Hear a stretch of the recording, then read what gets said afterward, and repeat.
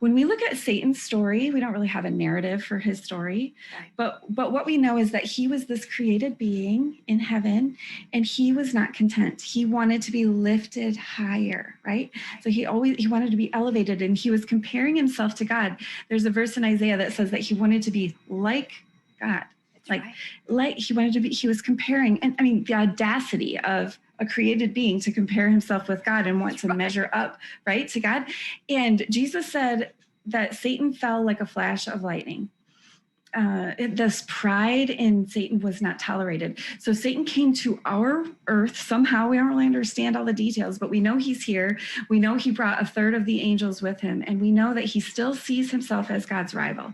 He's still measuring himself against God, and he still is trying to prove that he measures up. And what does he try to do to get at God? He comes after us. He tries to hurt us. And so he tries to pull us into the same narrative that he chose for himself, always measuring, always wanting to be lifted up. And so I guess we have to ask ourselves, am I going to live out that narrative? Am I going to live out this enemy's story? Or am I going to live like Jesus? Because what did Jesus do?